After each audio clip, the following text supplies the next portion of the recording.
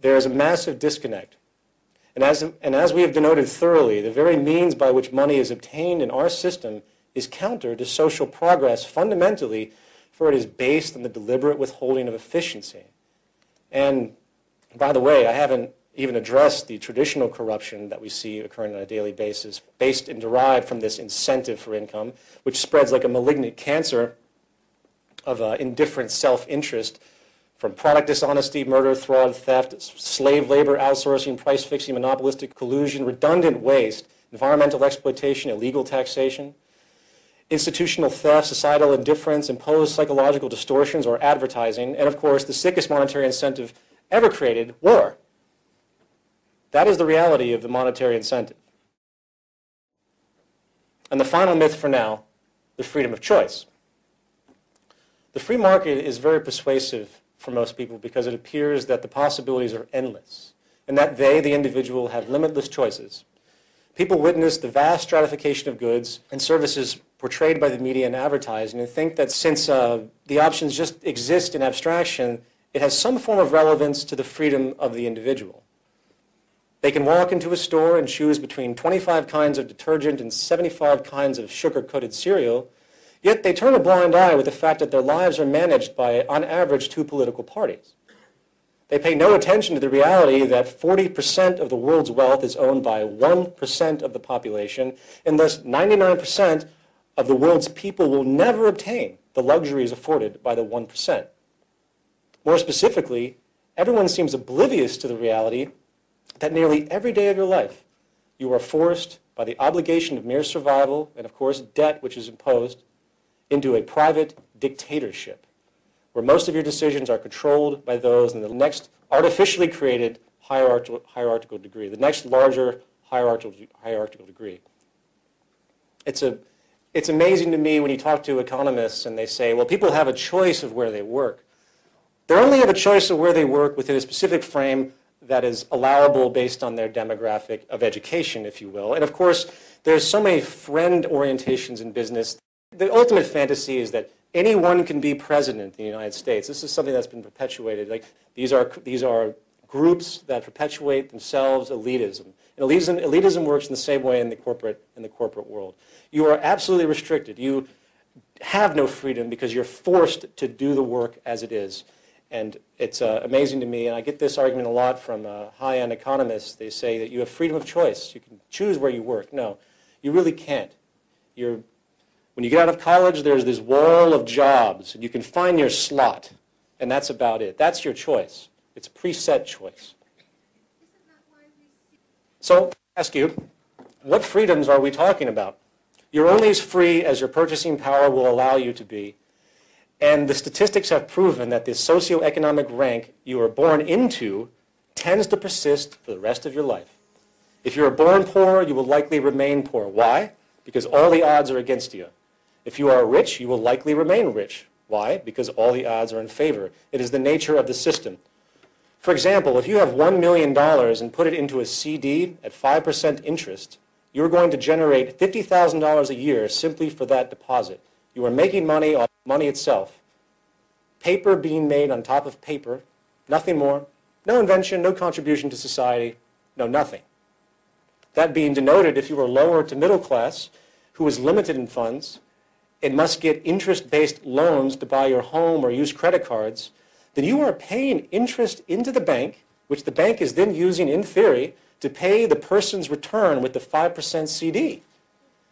Not only is this equation outrageously offensive due to the use of usury or interest to steal from the poor and give to the rich, but it also perpetuates class stratification by its very design, keeping the lower classes poor under the constant burden of debt and servitude, while keeping the upper classes rich with no means to, with the means to simply turn excess money into more money. The very idea that you can take money and turn it into more money is absolutely hilarious and corrupt.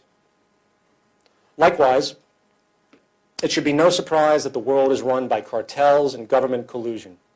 For competition is based on nothing more than a gaming strategy, as we have said. In other words, competition breeds corruption. This is another one of those economist things where they say, oh, the free market used to be great, but something happened and now we have all these cartels. Now, Monopoly is the final stage of success in a competitive environment.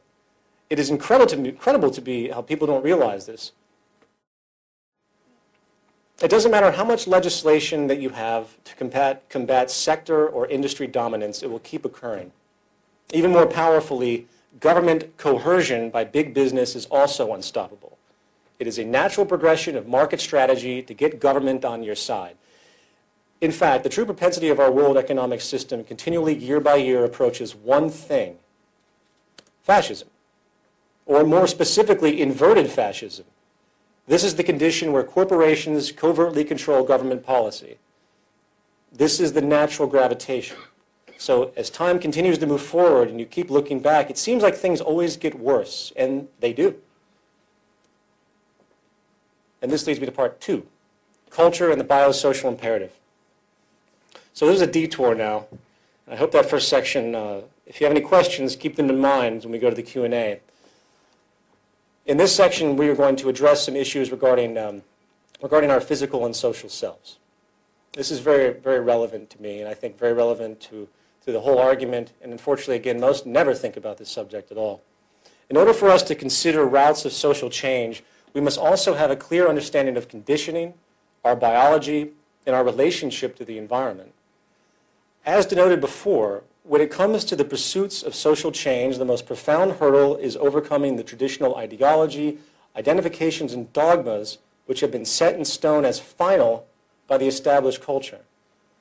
Of these ideas, a consistent one that comes up has to do with the conclusion that the human being is of a rigid, fixed nature, whereas certain behaviors are simply immutable.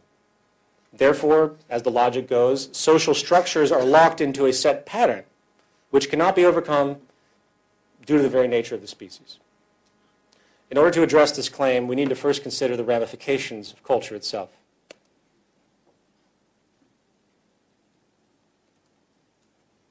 The word culture in a social sense is defined as a set of shared attributes, values, goals, and practices that characterizes an institution, organization, or group. The most obvious, yet often overlooked example of the mechanics of culture is the fact that we are provably shaped by the sort of society we live in. The language you use, the gaming strategies you execute for survival, the perception of beauty you lust for, the familial patterns and traditions you perpetuate, and the deeply held theology, myths, and urban legends that define your broadest view are all examples of the qualities you might absorb arbitrarily from the culture you have been born into. In fact, if you dig deeper, you find that there is really nothing that we cognitively think and believe which isn't first presented to us in some environmental form. An insulted man who pulls out a gun and shoots somebody had to learn at some point in his life what a gun was, how to pull the trigger, along with what he was to find insulting to begin with. Every word that I am saying has been learned one way or another. Every concept relayed is a collective accumulation of experience.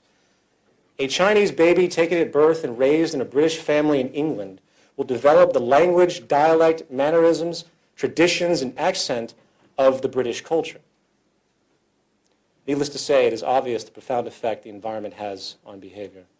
But that's only part of the equation, for we are obviously biologically defined as well. It doesn't matter how much time I try to condition a cat to learn to speak English, it simply can't. It's simply due to the limitations of its evolutionarily derived biological state.